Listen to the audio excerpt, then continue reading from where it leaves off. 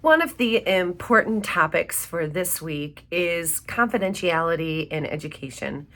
I have uploaded a very short chapter from the special education law text that I've used several times since its recent publication, just as a quick summary or introduction to educational privacy laws if you're not familiar with them, but I bet most of you are.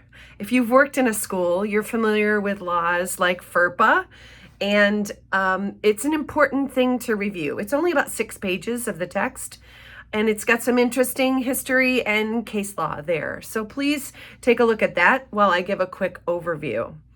This confidentiality it's a small topic, but it is critically important because it is all educators, not just special educators, but all educators' responsibility.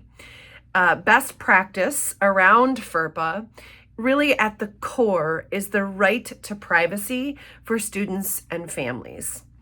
A very basic question we have to answer is, do all of our educators, teachers, and staff know what an educational record is? Is a student's work protected by privacy? There's a lot of questions when you think of something that should be a pretty simple law when it comes to right to privacy. I want to talk about a few things that are best practice. First of all, honoring a student and family's right to privacy. One of the things you can do for best practice is don't try to interpret the laws yourself. If you're at all unsure, inform the family and receive written consent before sharing any information or records about a student or a family. There's a lot of district policies that are in place in order to make sure this happens. If you're not sure of those in your school, or a good example would be if you move schools, it's important to make sure that you know exactly what's expected in that area. There's a summary of FERPA basics, a chart on this slide. I won't go through it all the way because I'm assuming this is something pretty familiar to people who work in schools.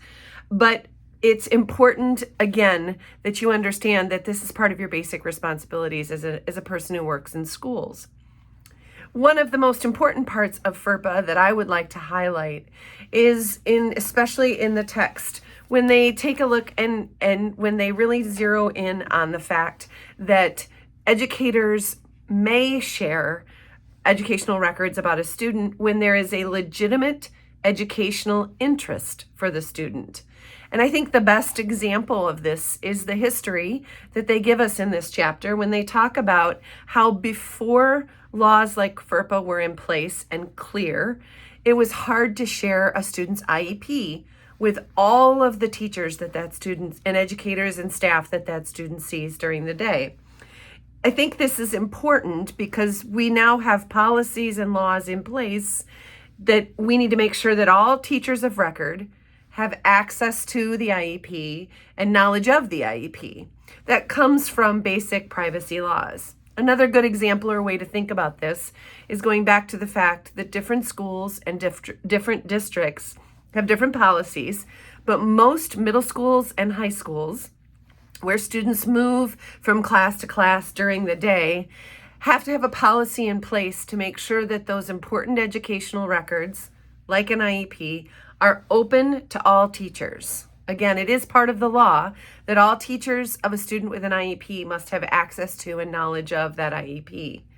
At the very core of those policies, they need to make sure that we're honoring the student's privacy, the family's privacy, that we have permission to share, or we have a legitimate educational interest.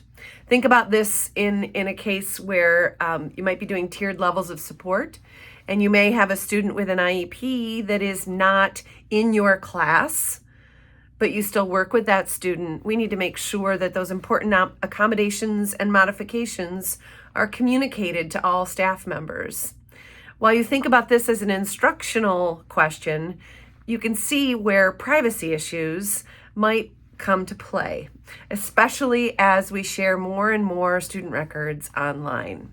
Make sure you've asked or you're aware of what your FERPA and student privacy for educational records policies are in your schools, in your districts, and maybe even in your ISDs and counties. As we dig a little bit deeper, and in summary, we need to remember that FERPA honors FAPE. Any teacher, especially general education teachers, need to have, again, access and knowledge of that IEP.